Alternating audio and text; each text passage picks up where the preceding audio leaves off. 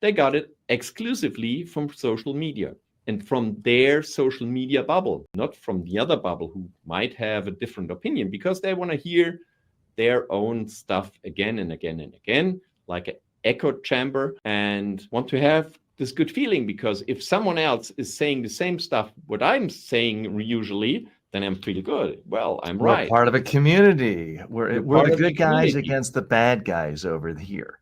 Yeah. It is a And harmful the people dynamic that don't we can see all fall into. that we have a big community, and the big community is the inhabitants of this planet. And if we destroy it, then is no more good life on this planet, you know? Yeah. Well, Nick, I appreciate you going big. Nothing is more big picture than the entire planet and the fate of the planet. Let's drill down and go really deep into something for a minute in tactical areas, because a lot of people who watch this show are interested in communication skills, communications training. And I'm always interested in different approaches. If a CEO comes to me for a day of training, it's typically we have dinner the night before, we start for the day, and I'm going to get them on camera for a dozen little speeches or media interviews. And we role play, watch, critique again and again. But that's not the only way of doing it. Tell us what a typical engagement is for you, whether it's a CEO or a top executive. They come to you and say, hey, I just want to get a lot better at my media skills or presentation skills. How do I work with you? So it's a shift there.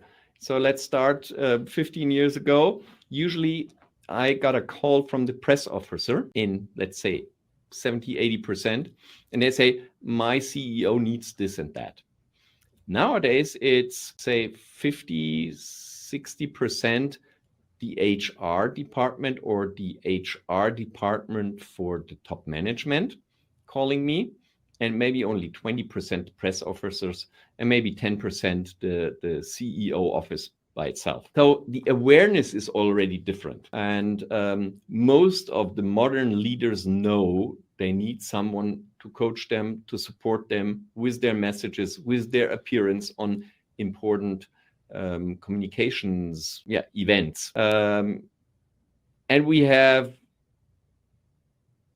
CEOs who call me 2 days ahead and say, well, I have this big meeting.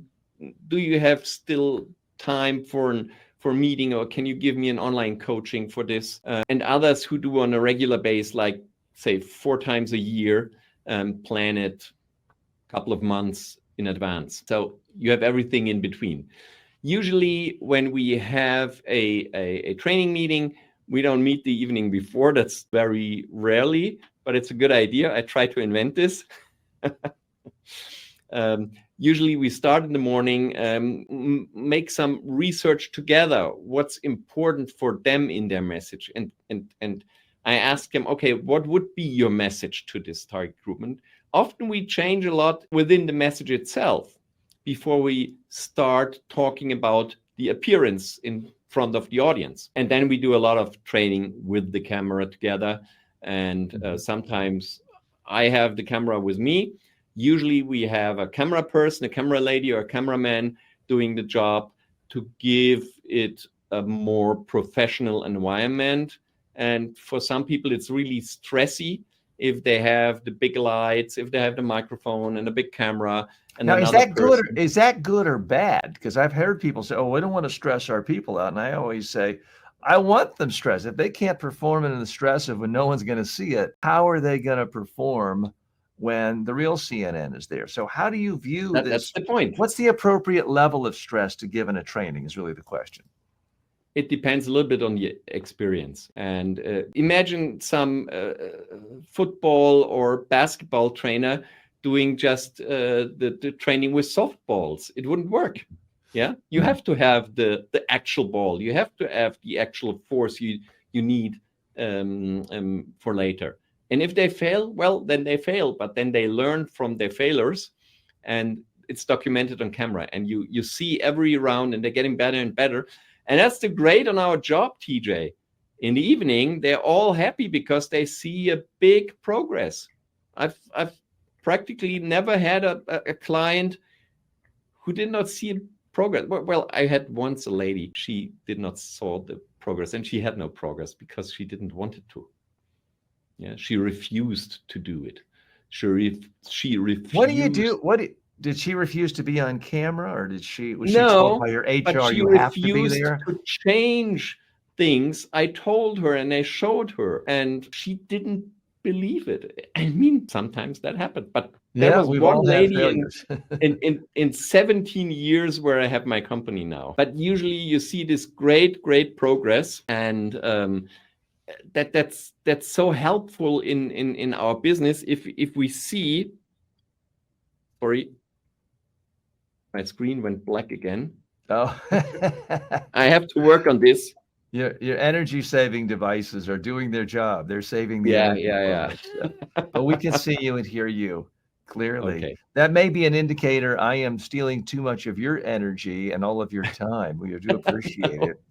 Not Hey, at all. let's switch gears a minute. I do want to offer you the same courtesy I give all of our guests. And apologies if this seems too stereotypically hyper promotional American. But what I want to do is hear you promote, because we try to encourage people and empower people to feel confident when they are promoting their businesses, their craft, their service, their expertise. So what I want to do is just give you a couple of minutes, and you can set the stage as far as whether you're speaking to a convention of automotive CEOs and you like their business, but really sell us on what you do.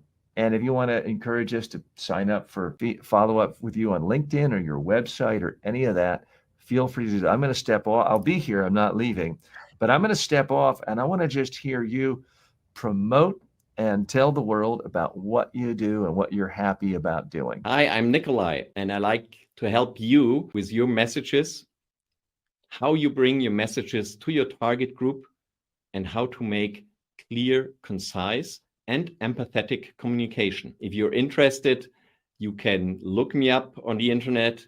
You can subscribe my newsletter. It won't be very often because I usually work with CEOs and executives on their communication and do not have that much time to write my own newsletters. And I'm sitting in Munich, Germany, but I have a lot of international clients from all over the world, especially big companies, also from the US, who work in the German or European market and are not so familiar with the European environment, with the European communications environment.